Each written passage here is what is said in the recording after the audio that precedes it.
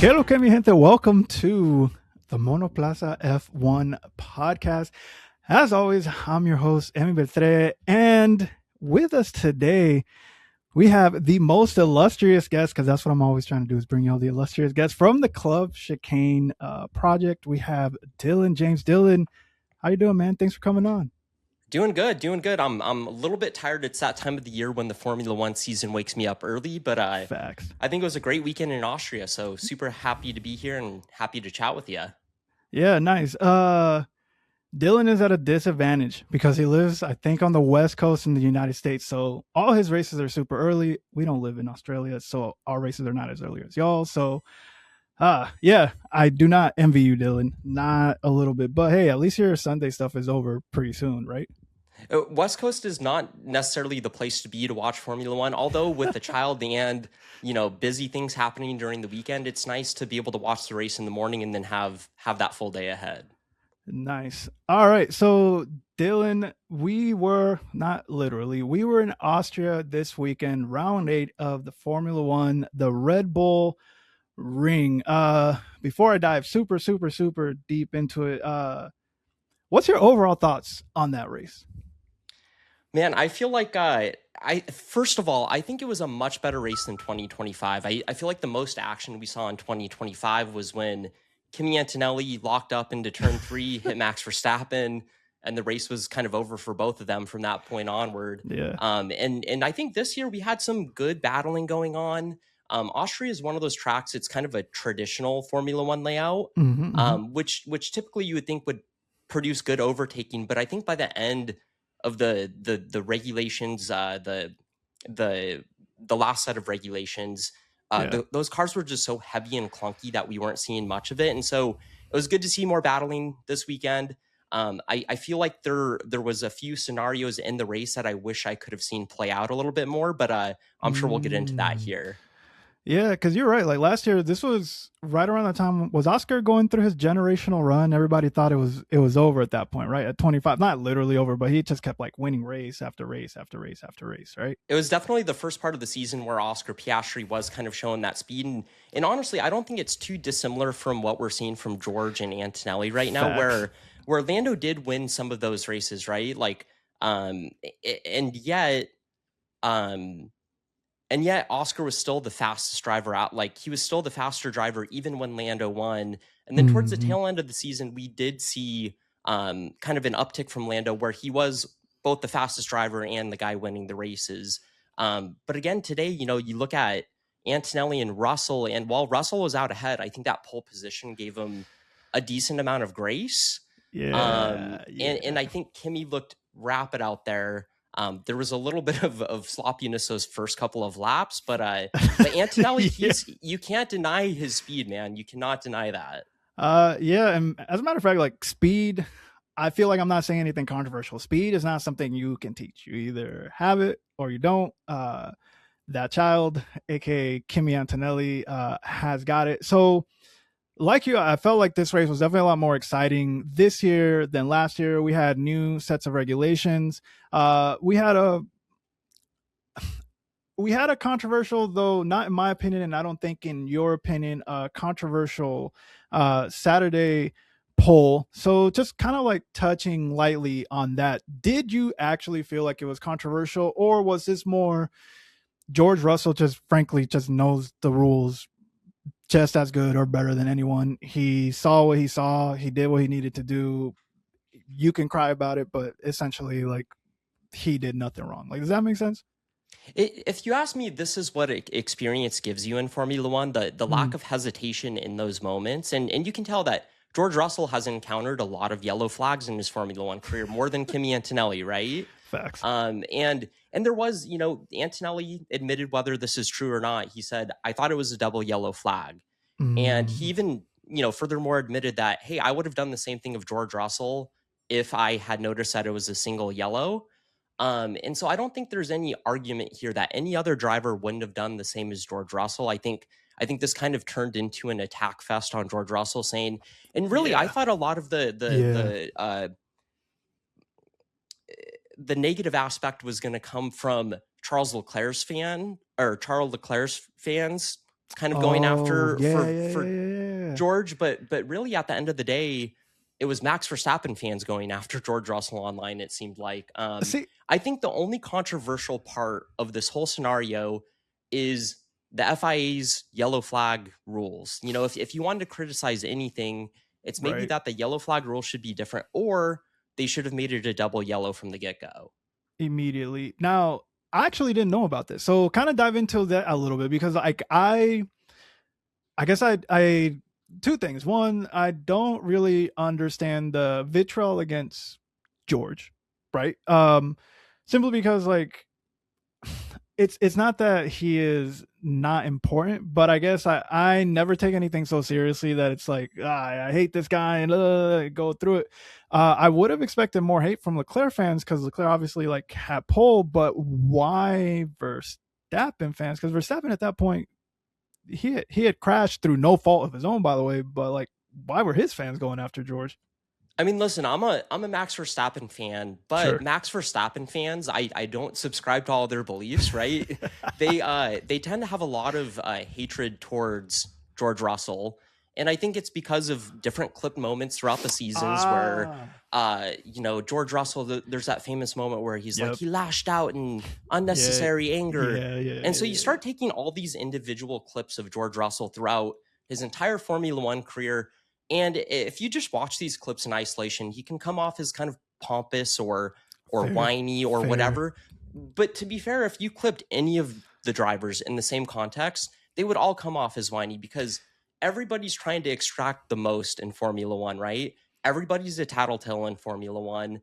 And so I don't know, somehow this perception has just built up around George Russell. And part of the arguments I was seeing online and I created a whole video about why George Russell deserved that pull, right? Sure. But a lot of the hatred online was George shouldn't have gone through anyway, even if it was a single yellow, because he put Max's life at risk. And my hunch here is that the you got to remember we're watching this on TV. The track Mm-hmm. is huge. Drivers Mm-hmm. don't always know where each other are on the road, Absolutely right? not. Yeah. Yeah. If Yeah. I don't think George saw Max going through that corner. You can watch the onboard footage, and Max is kind of so far off to the left before turn 9 that he's just kind of out of your peripheries.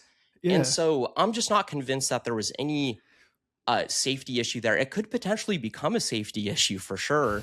And that's maybe why the FIA needs to either double yellow those type of things immediately Sure. or look at the regulations. So that's 1.2 though. I agree with you. One of my bigger beefs with the FIA is, to your point, the inconsistency in how their rulings come out, and I think that's a consequence of having different stewards at every racetrack. And for me, it's like, can y'all just have just a set group of X amount of people that traveled throughout the year, so you at least have the same type of ruling. And I know that famously, President for Life, Mohammed bin Sulayem, said, "Well, if y'all want that, the teams can pay for it. Nobody's going to pay for it." Now, when you mentioned it, like the minute you said it, like I immediately remember or recall like all the times George is essentially like calling Max out, saying Max is violent, blah blah blah, this, that, and the third.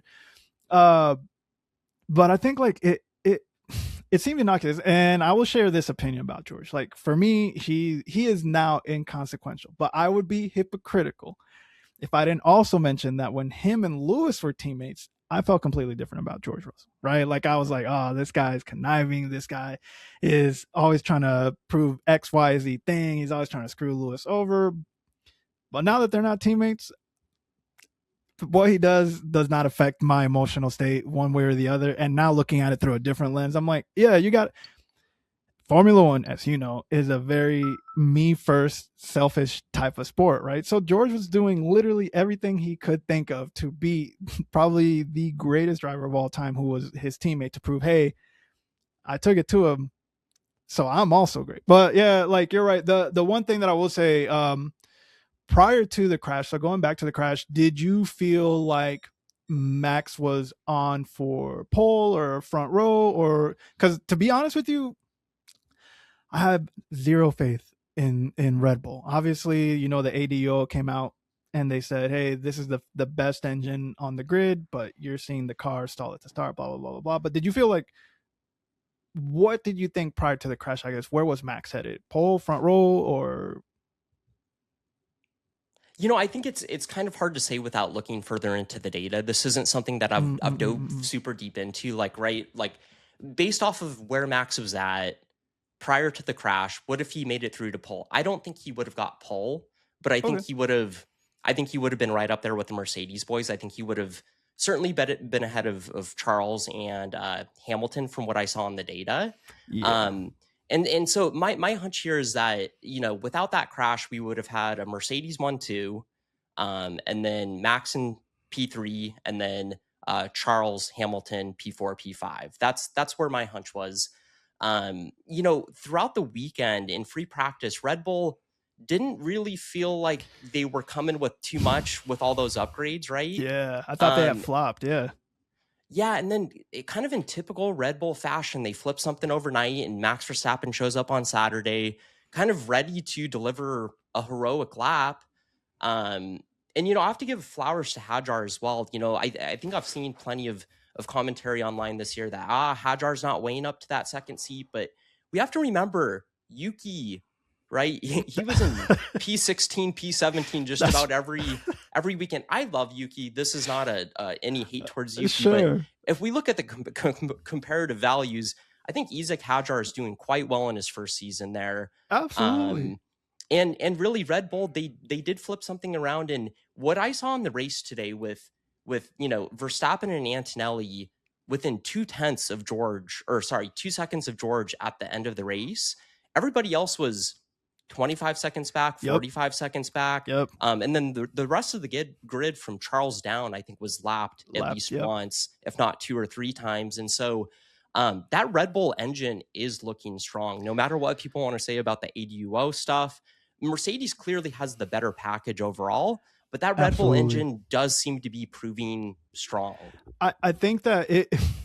So I said something on Saturday that I kind of in the perfect kind of got blazed for. I was like, there's no way that Mercedes car is illegal. Hey, by the way, this is a joke for anyone watching this, because how is that George lifts zero effect on the pole position at all? I'm like, I think that was everybody's question, right? That car is a monster. I was like, all right, arrest everybody over at Brackley. This thing's illegal. Like, there's no way. And I think that's probably why, like, initially that's probably like what the controversy was. It's like there's no way that George lifted and still got pole, but you look at the telemetry and like there was a drop off right before the apex, then he picks it up. You got scenes at Ferrari celebrating circa 2008, and then next thing you know, that's what felt bad about it, man. Everybody celebrating in the garage, and then George Russell comes around the corner, and that's a sad day for Ferrari, man. Listen, Dillon, this is my second year closely following Ferrari, right? I was one of the multitude of people who also enjoyed the clown memes for Ferrari. And so for me, I'm not weathered yet to deal with this kind of deception and disappointment. So I was like, oh man, dang, they really weren't there during the free practices, but shouts out Charles and Lewis P1 and 2 front row. Dang. And then boop, George Russell. I was like, oh yeah, never mind. Sorry. That being said, Ferrari, man, in qualifying, FP1, FP2, FP3, again, they weren't looking super, super hot out there by any stretch of the. I mean, the McLaren boys both looked kind of better suited than Ferrari throughout the weekend. And then we get to qualifying, and both Charles and Hamilton do lay out some pretty good lap times down there. Maybe Russell would have broken into the 105s if there wasn't that yellow flag in the let off, but 106 was kind of looking like your best lap out there. Yes. And both Charles and Hamilton were there. I think where they get into trouble is the long runs, right? Like over a 71 lap race, can Ferrari keep up? And I think the answer to that right now is still no. Maybe on a specific circuit or with a specific strategy that works, like in Barcelona. But I think we're still seeing some pain from their side, and I don't know if that's going to be fixed until they get a larger turbo or some larger upgrade. So that's the thing for me. And just to close up on this real quick, the qualifying grid was set, controversy or not. Like I will say, not trying to inflate your ego a lot, but definitely like once I saw your video that you posted, I was like, oh, Yeah, there's nothing controversial about this George Russell poll, though it was funny to see him on Sky Sports afterwards, kind of politicking for like, hey, this is why like I was good. If you look there or you see here, and I was like, all right, George, my bad. I had to give him a lot of kudos on like the confidence he walked out there with, and I guess as a driver you kind of have to do that, right? Like, yeah, I kept going or whatever, and I was in the right. I saw You the definitely can't let the people watching on TV know that you think otherwise about your decision. Listen, you know what I saw? I saw this meme afterwards. Saturday, George Russell poll. It was like, have you ever seen the movie? I'm sure you have. Cars, right? And you know when the green car, I always forget what the green car's name. He wins the Piston Cup and he's like celebrating, yeah, yeah. And then it just kind of like the crowd is super pissed off and they just like throw the trophy. Like I saw a meme about it. I was like, yeah, it was kind of like that. Like no one was really celebrating George's. Nobody was too happy for him, man. And I was like, I don't think anybody's ever. I mean, George Russell fans are happy for George, but it's all rare that five of people them, outside absolutely. of that scope are too happy for him, right? I got a friend who's a ride or die George Russell fan. Shouts out Melissa, by the way, if you're watching this. She's George till the day she dies.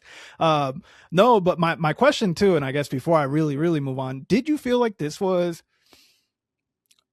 a pole that George needed to keep building momentum, right? Because he got pole in Barcelona. Obviously, the race did not go into his favor. It went to his favor in that Antonelli didn't finish the race, right?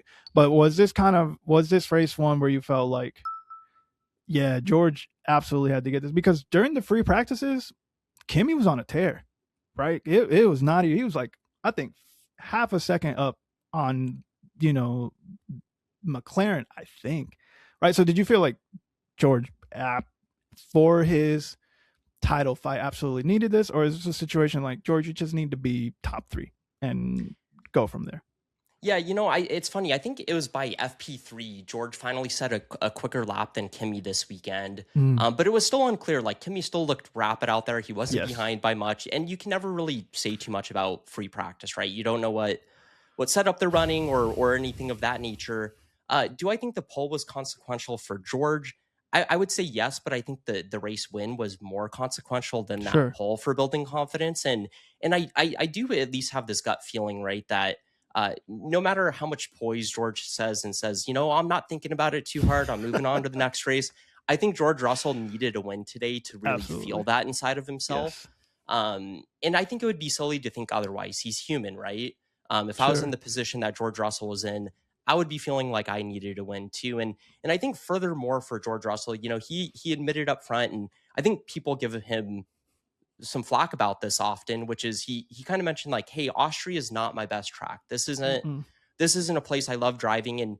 And today he proved to himself that even on a track where he's not in love with it, right, he can still pull off that win.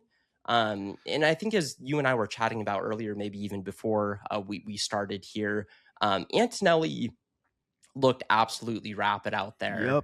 And possibly you could make the argument it was the quicker driver out there, but Russell still managed to walk away with the win, and that's what he needed to do, right? Because I think you're right though. Like I thought Kimi had it in the bag. Absolutely was gonna just cakewalk. Like, hey, I'm coming from Barcelona. I'm pissed off. Like I'm gonna show y'all like it's not a fluke. I'm for real. You get into qualifying, and I thought George was gonna get eliminated Q2. Like legit, I was like, George has not set a lap at all, right? Silly me, because of course the car is amazing. But I think conversely now, the question, if you flip it, is what do you think this does for Kimi's confidence, right? Because it's like, man, DNF in Barcelona, no confidence, or not no, but little or less confidence in the car in Austria, and then couldn't even get past Verstappen, ended up P3. He still leads the championship by, I think, what did you say, 40 points, right? 40 points, yeah. So do you feel like this is now affecting Kimi, or is it he's so young, he's just like, no, I'm going to just keep my head down and keep going? Type of a deal. If it's affecting Kimi's confidence, it's sure hard to see it, right? Like I think one thing you got to give Kimi a lot of kudos on is his mentality this year is just, it seems to be great. And I do give Toto a lot of credit for that.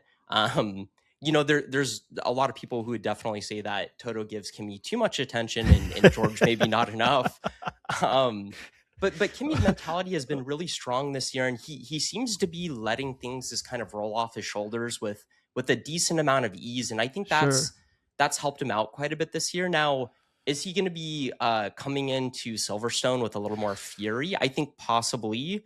But Kimi Sure. Antonelli this year, man, if you were to watch Kimi Antonelli in 2025, I don't think you would have ever thought that Antonelli was going to become this kind of aggressive Verstappen-esque Mm. driver in his early Mhm, years. mhm, But mhm. but Kimi Antonelli also showed a lot of that in his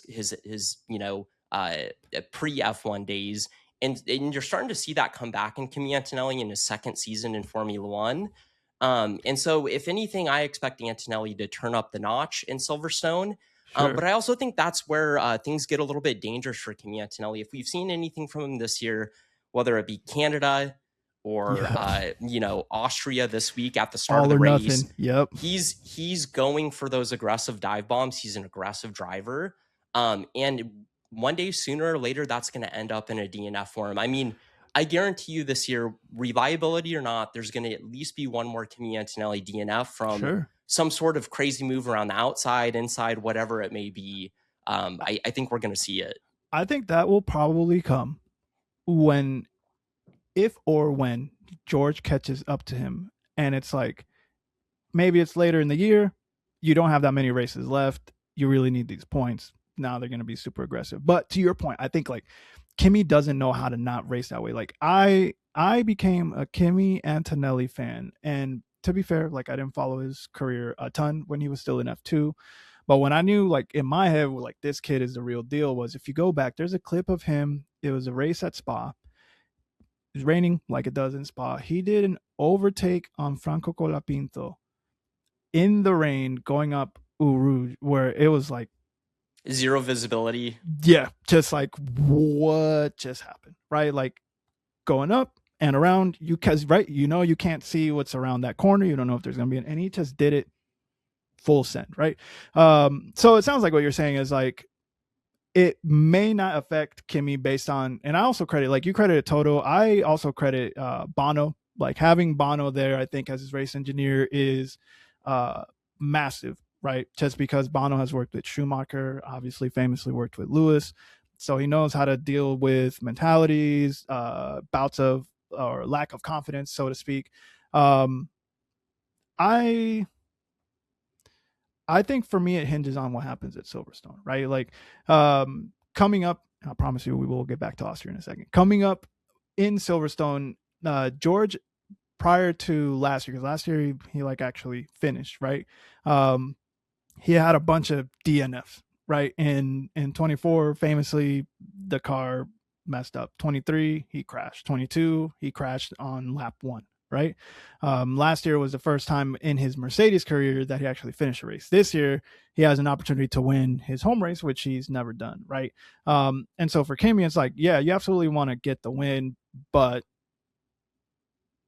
it feels like just finish, if that makes any sense, because he didn't, I don't think, finish last year. I can't remember. All right, so we get to the race start in Austria. George obviously gets really well off of the line. Charles maybe seemed to have a good start, didn't really make much of a dent. By the way, I don't know if this probably annoys me more than it annoys you. Now that the FIA basically neutralized Ferrari's fast starts, it is no longer as exciting anymore. So like now it's like having a Ferrari behind you at the start is not really as menacing as it was in races 1 through 4, right? Or 1 through 3, right? Um, Charles did not have the best start of that race, to be completely honest with you. Eventually would get passed by Lewis, then Kimi, then Max.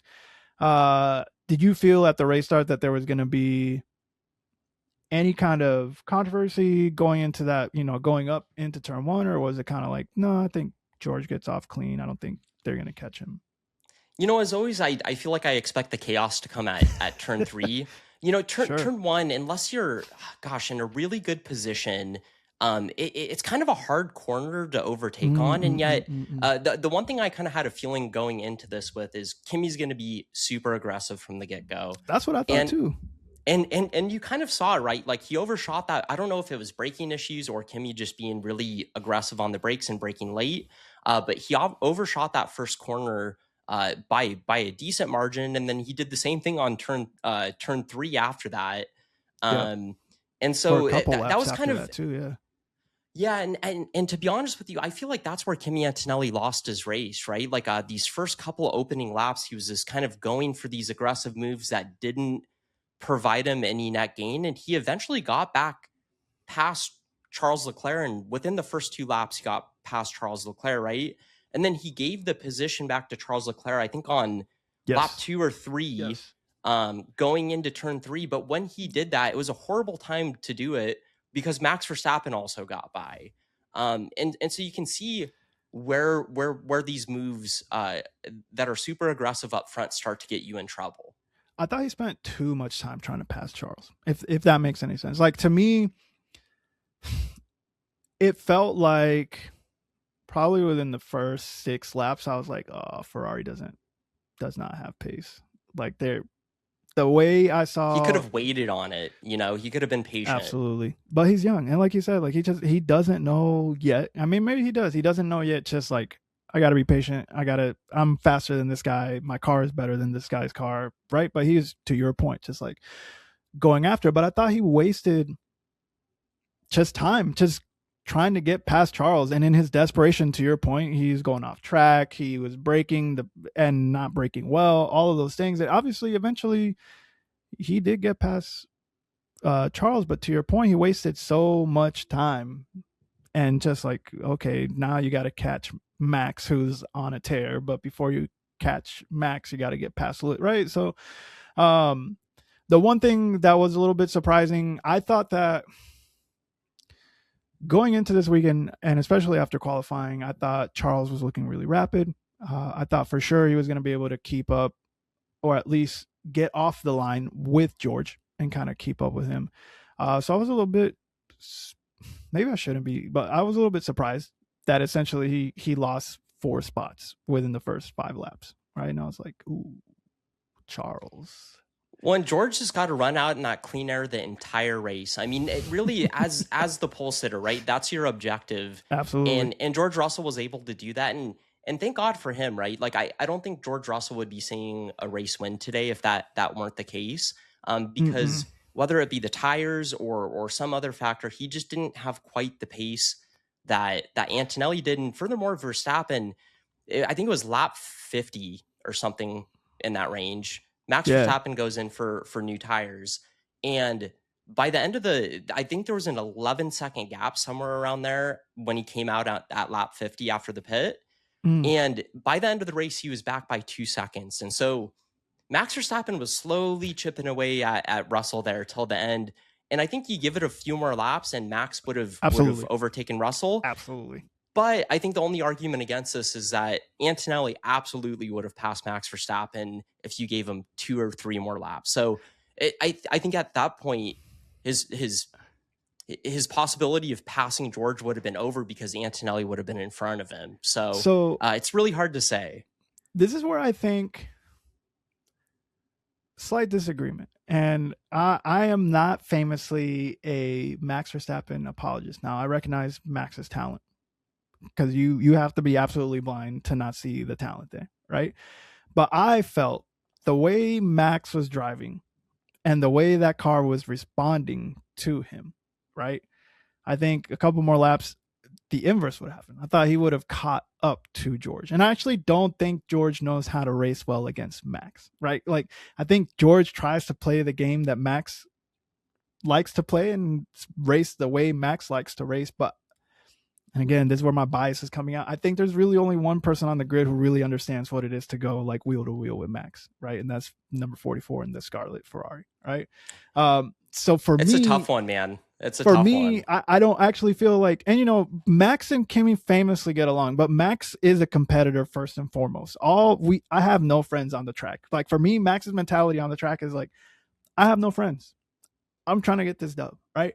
And I just thought he had an amazing race, and maybe you know more about me in this situation, but like, or you know more than me about this, but like, to me, that Red Bull came out of nowhere, and I knew that they had brought upgrades. I know that they had brought upgrades, but again, and to your point earlier about like not paying that much attention to the free practices, I was like, Red Bull was nowhere. But then suddenly, like, Max and Lewis were fine, which was great, by the way. Like seeing those two like go wheel to wheel, right? It was It's fun to like, see until the pit stop ruined it. no, it was, you know what? It was fun to see until the stupid drone camera view ruined it. I'm just gonna go off on like a small tangent on that. Like when I saw the drone aerial cam during the practice, I was like, oh, that okay, that's different. Like that's kind of cool. The second time I saw it, quickly got old. I was like, actually, no, this is not, because if your drone pilot is not good, you actually can't. I want to see this up close, right? And I don't even know. Was it a drone? it was a Was drone. it a It was a camera on drone. a line? What was it? It was. It was a drone, because I if you look remember at, seeing it and thinking, like, am I crazy? Have they done this in the past? But like, sure enough, I think it's a new thing they're trying out. And I remember the thinking, like, this could be really cool, but they're not quite there. because it's like it is solely dependent on the skill of the drone pilot, right? Because the drone pilot has to stay with the action while simultaneously not going into any lines or cameras or the crowd, right? But I just remember that first battle with Lewis and Max. I did not want to see that angle. I wanted to see that like side by side, up close. But what, maybe it was because they didn't have any cameras, and so like when they hit us with that drone shot, I was like, and then when they hit it the second time, I was like, okay, I cool. think that's the woes of like overproduction, right? You do this new cool thing, putting a drone up on turn 4, thinking the fans are going to love the new angle, and at the end of the day, fans want the angle that shows the racing the best, and the drone shot was not that this weekend. That being said, I don't want Formula One to stop toying with this idea, because I Sure, think it could be phenomenal. They if just they get need a better. little better setup and preparation there, I think. Well, because I thought it was funny between like, so the battle between, I think everyone who enjoys the sport really enjoyed the battle between Lewis and Max. They clearly, like, Lewis clearly understands the game. Max clearly understands the game. I thought it was interesting, at least their first battle. Uh, Lewis pulled the Max and I was like, I'm going to take this corner and I'm going to push you. And Max was like, ooh, what? But then you saw the comeback move where Max was like, fair play. All right, they're not going to call a penalty on you. I'm going to go ahead and cut in, take the corner, and then I'm out, right? Uh, but we didn't get to see a whole lot of that. Like, it was nice to see, but clearly at that point again, I was like, yeah, Ferrari's toast. Best at inexplicably, I thought Ferrari's probably going to get, I don't know, P3 for sure. It's going to be Mercedes, Red Bull, Ferrari. We got this, and at There's that going to point, be somebody in red on the podium at least. yeah, That's what I it felt thought, like on Saturday. yes, but that's not at all how it played out, right? But I thought, and again, like, do you feel like, and this is such a cliche question, but you are the first Max Verstappen fan I've ever had on my show. Do you feel like this was Red Bull's upgrades working at the Red Bull ring, or was this just like Max being sensational like he knows how to do? I think maybe a little bit of both, right? It's always really hard to tell with Red Bull because there's not as good of a comparative gauge across drivers. Like you look at a team like uh, uh, McLaren, for example, where you have Norris and Piastri. They're pretty equal competitors. They both can optimize the setup of that car directly, and so you can kind of compare across Norris and Piastri. Like, who's the better driver? Is this just Norris performing phenomenally and Oscar performing bad? But you look at Verstappen and his teammates historically, and now granted, I mentioned earlier that Hadjar, I think, has been performing Agree. incredibly well in that Agree. second seat so far this season. Full agree. But there's still that deficit there, right? I think from what I've gathered of all the interviews I've watched of previous second seat drivers for Red Bull, and different kind of perspectives and opinions on this, my feeling is that Red Bull, whether it be last regulation cycle or this regulation cycle, people early in the season were saying, hey, you can't compare anything because they're different regulations. And while that does hold true, Sure. car philosophy stays with teams through regulation cycles, right? I've never been a believer that Red Bull just makes this car for Max and therefore nobody else can drive it. I think it's more so that Red Bull is incredibly fast, but you have to turn it up in a way that makes it really hard to drive. And so those second drivers are always stuck between, do I choose my own setup and feel comfortable in the car and lose time to Sure. Max because it's not turned up all the way? Or do I use the same setup as Max but really struggle on the car because it's so front heavy? Sure. Um, Because he likes a pointy car, right? he likes a really pointy car, and I think, I don't know, from what Liam Lawson has said, from what Albin has said, that's the challenge, right? You try to use Max's setup because it's the quickest setup, but it makes the car really hard to drive uh, for most drivers. And so, I think we definitely saw Red Bull's package working this weekend, Sure. specifically within qualifying and the race. I think Silverstone is going to tell us more, though. Um, but I'm always that guy that goes, "Hey, give us 2, 3 more races, and then we'll know more." And that's going to be true once we hit Silverstone as well, right? Because my hunch in Silverstone is that, and I think Max Verstappen has already come out talking about this. We haven't chatted about the regulations for a while because the FIA made some changes and the Hmm. regulations and the recharging hasn't been quite apparent. Hmm. I have a feeling in Silverstone, the recharging and the letting off and all that stuff is going to be a little more apparent just because of how high speed of a track it is and how much of Sure. that battery they're going to use up. And so, how Red Bull's going to fare there, it's really hard to say. I will say, like, maybe a little bit of a pushback. I don't know if it's that they designed the car specifically for Max, but I do feel like the input that Max is giving them is probably informing them more than what the second driver is, right? Because right, you got to remember, like, Max was brought up in a household who's with a father who also raced in Formula One, right? Surrounded by different drivers. He's been doing this a Hmm. lot. So to me, it just kind of feels like, and not to say that, like, a Yuki and Alex, a Pierre, a Kvyat, those drivers, even a Ricardo, weren't able to give the feedback. But I think that Max's skill, coupled with his performance, coupled with the feedback that he was giving, said, okay, we can make this guy a lot better by applying the feedback. And I mean, it's in line with what you're saying, right? Like, you can try to drive with Max's setup. Good luck, right? But I think the car was designed, really, it's like, okay, we have the one driver for sure that can take us where we need to go, four-time champion. So it's definitely been played out. So let's listen to the feedback. Now with Hadjar, I will say, with Hadjar, he didn't even want to be in the top team. Like, last year, he was like, I'm actually good. I like racing bulls. I Like, feel comfortable. I'll yeah, take V carb. like, no, don't worry about me. Matter of Although fact, I think he did mention, like, hey, if the opportunity comes my way, yeah, I'm obviously not going to pass it up, right? absolutely. And he's one of my favorite drivers. But conversely, again, and then I'll get back.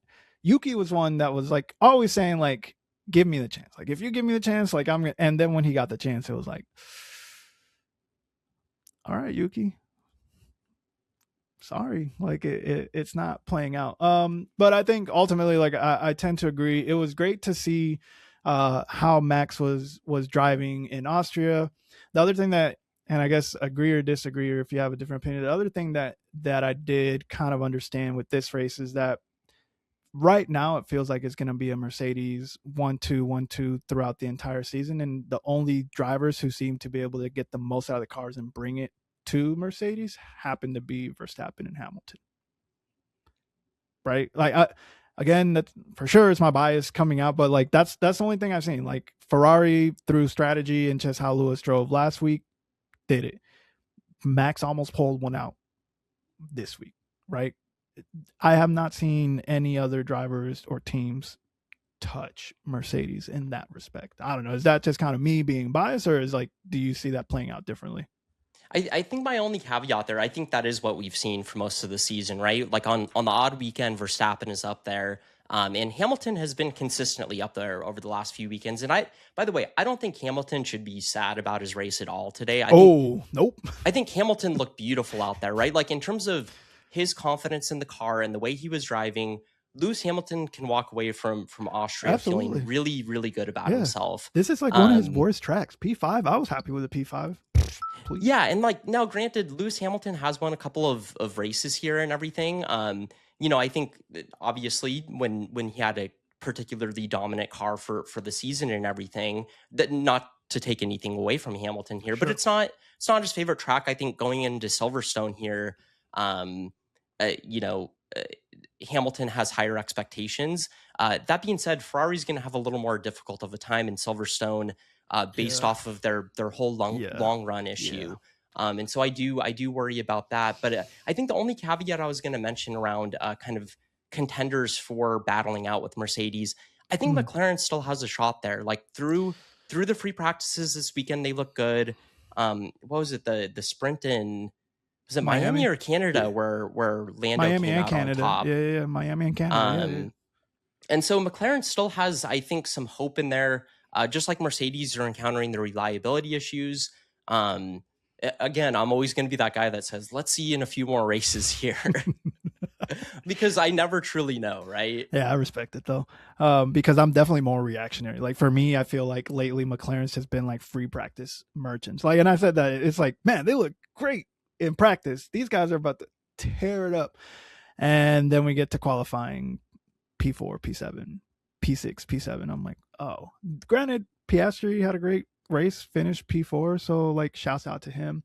The one thing I guess too that I want to talk about though is Ferrari in particular, and the speed of their car and just like the strategy. Now, what I will say is this: like, it is very apparent early on during the race that they just did not have the pace, right? I think Lewis would come out later saying that Ferrari wanted to try a two-stop strategy, and he was like, "That's not going to happen. Like, the tire deg is horrendous right now." Right? You could see it in his battle with Max. He was struggling on those tires really, really early. Sliding, yeah. I mean, pitting on lap 12 on mediums, it felt crazy to me. But again, the temperatures were really hot out there, and it appeared to be rough on the. But then my question is, during the safety car, why put him on softs? You knew the deg was terrible. Why put him on a tire that essentially was probably worse than the medium or wouldn't last as long? Like at that point, like all you have to do is use two tire compounds. So did they just not have enough like new hards? Or, like I was so confused by the call to put him on softs, right? But then I ultimately, think there's only 4 drivers that ended up going on softs throughout the race. I have the data pulled up here, and it was Hamilton jumped on softs towards the end. Leclerc jumped on softs. Bortoletto on softs. Gasly was on softs, and then Alonso was on softs. But when you're running P21, P22, you might as well try something different, right? Yeah. And so I think I kind of like resigned myself to just understand, like, the pace wasn't there, the tire deg wasn't there. And I know like a lot of Ferrari fans were like, oh, the strategy was terrible, they kept pitting it. I was like, brother, it wouldn't have mattered.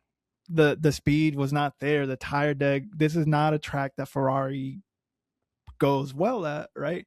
But I was a bit baffled by the call to put him on softs when he had only been on his hards for 13 laps or something like that. I mean, he should have got.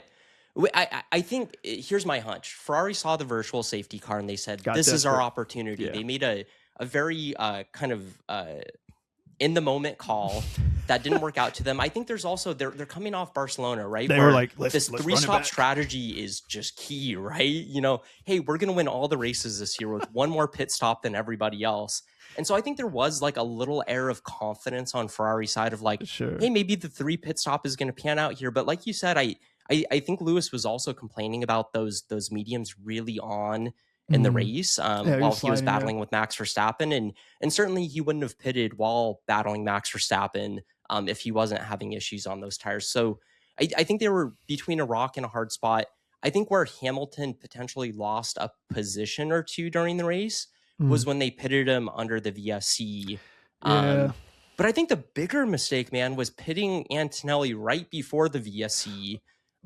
He could have got, a 10-second pit stop. Maybe, but I think they were already on to pit him, and there's no way of knowing like signs. I think at that point they had no idea. Like, it's luck of the draw, right? Yeah. But I think that like I said, like they were already going to pit him anyways. So yeah, with Ferrari, like I guess I don't. like I'm frustrated, but going back to like your earlier point, like this isn't a track where Hamilton does well at. So for me, like leaving here with a P5, I was like, okay. I'm also not reading a lot into Charles finishing below Lewis again, if that makes sense. Like I do think like Charles is still rapid. I still think he's kind of getting used to and adjusting to the new brakes, so to speak. So this is actually the only part where I'm taking Dillon's stance, which is I'm gonna wait and see how this year pans out before I'm like, yes, Lewis, Charles. Now, what I will say, this is the largest deficit to a teammate that Charles has ever had since Sebastian Vettel. And I think the question is like, is it that Lewis is just so good this year, or is it that Charles is in some shape or form struggling in that Ferrari? And I tend to think it's the latter. Lewis is also performing Sure. incredibly well this year. Like, don't take me wrong. But it appears to me that Charles just hasn't been comfortable in that car, and we're almost seeing a reverse of what we saw last year when Sure. Hamilton was struggling and Charles was kind of consistently getting those, at least podium or near podium Mm-hmm, finishes. mm-hmm. And so like, can Charles turn it around? I absolutely think he can. The question is, how quick can he get comfortable in that car? I don't. I'm gonna say this right now. Silverstone is Lewis's house, so probably not at Silverstone. Spa, Ferrari's gonna do terrible in Spa. Like I'm calling that one. And then after that, it's Hungary, where he I think shares the track record for most wins with Schumacher, right? Then summer break, or is it Zandvoort and then summer break? So like potentially like the next place where Charles has, I guess, the ability to come back and like really bring it to Lewis on the track that he's comfortable with is Monza in September. Yeah, I think it's going to be a rough couple of races ahead for Ferrari. That's my hunch, just based on what we've seen so far this year. If Mercedes is pulling a deficit on these tracks where the straights are a little bit shorter, we have Mm. some corners to go Mm-mm. around, everything on these tracks, especially like Spa. I don't see Ferrari having a good time there, but we shall see. And just also too to clear up, and I think you probably will also confirm this. What I read afterwards, post race, right? Because obviously they got ADO, they made slight modifications to their engine. From what I All of this, understand, it's running at a hotter temperature. There's yep. more combustion going on. But Should according get more to, speed out of it. at least according to Lewis, the issue is not the engine, but rather the battery. So I guess like the battery is not giving enough. Either the charge isn't lasting as long, right, or the power isn't. It's essentially a battery power issue, which is evidence, right? Like if you listen to their team radios, both of them kind of complain like, "Hey, the deployment on this is cheeks right now. Like I'm out of juice." Essentially, right? But we shall see, because I think post summer break is when they're actually bringing like a new PU. I think I could be wrong there. Yeah. So ultimately, like Ferrari finish where they finish. I'm walking away P5. They got points. P8. They're second in constructors. Great race by Max. Closing time. Anything else I think that stood out for you from this race that I maybe like we didn't get a chance to talk about? I can't remember if we chatted about it yet, but in that second stint that Max had on the hards, they left him out there for quite some time. And I really wish I could have seen what happened if they pitted him just a little bit earlier and he got that undercut. I think there's a chance he could have got ahead of Russell. But I think there was a number of scenarios that played out like that. I think the other thing I do want to mention is that Visa Cash App this year has been Ooh, absolutely yes. on fire. Yes. Both Lindblad and Lawson in the points Yes. again this weekend, and that's just been a consistent trend for them. There's even parts of the Austria weekend and weekends previous where Hadjar's back there battling with VCarb, and so they're showing up this year. I think they're kind of just quietly chugging away at those points. Yes. And at the start of the season, gosh, we were thinking Haas, Alpine were going to be up there, and Yes. Haas kind of fell off that train pretty quickly, right? Yeah, Haas fell off so hard that Ocon's basically toast at this point, right? No, so yes, honorable mention, maybe not so much, but VCarb is doing amazing.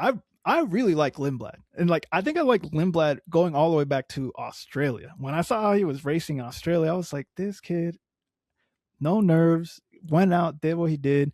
Uh, whether or not you're a Lawson fan or not, you cannot deny that he has had a resurgent year. Definitely making a case for retaining his seat at V Carb. Like I wouldn't, if I was V Carb,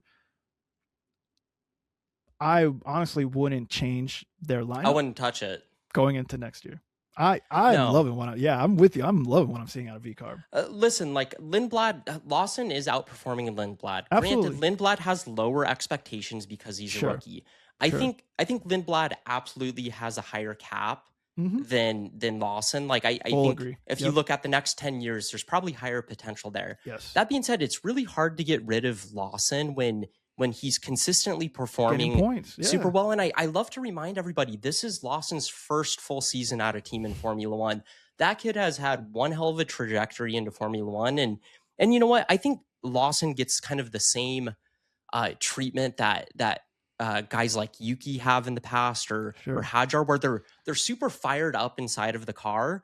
But then you talk to them outside of the car and they're really likable people. And so, you know, I don't know. I think we see a lot of that with Lawson. But I mean, you know, people's biggest beef with Lawson is because Lawson's beef with Checo. Essentially, like that's where this whole thing comes from, how Lawson and Checo interacted when Checo was still in that second Red Bull seat, right?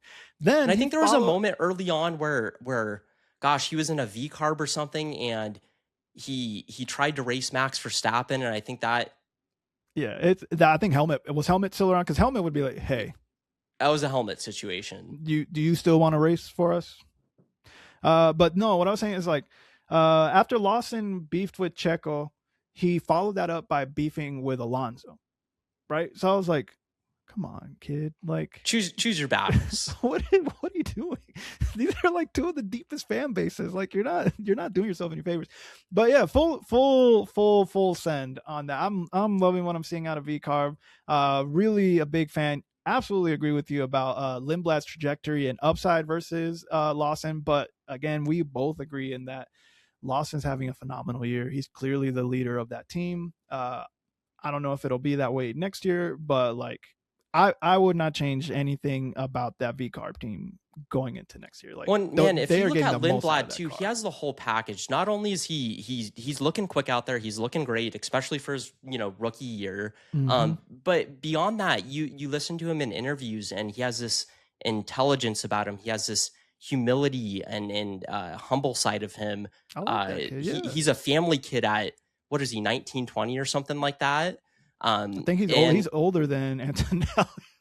Yeah, I'd have to look at that. I don't know who's younger or older in that situation, but yeah, he really does. Just like a lot of these young guys. I mean, you look at the rookie class of 2025, and all these guys are phenomenal. And so I really look forward to the next 10 years of Formula One. And I think the question we're going to be asking in 10 years is the class of, the Russells, the Leclercs, the Norrises, were they better, or is this rookie class in 25, 26 going to end up doing more? Listen, I think there's real debate there.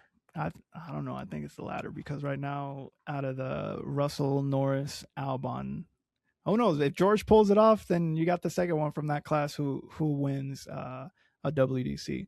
All right, wrapping this up, Dillon, you obviously have your own project going on. Where can people find you on the internet? Yeah, you can find me on TikTok at clubchicane.co. Everything else, YouTube, Instagram, Facebook, Club Chicane.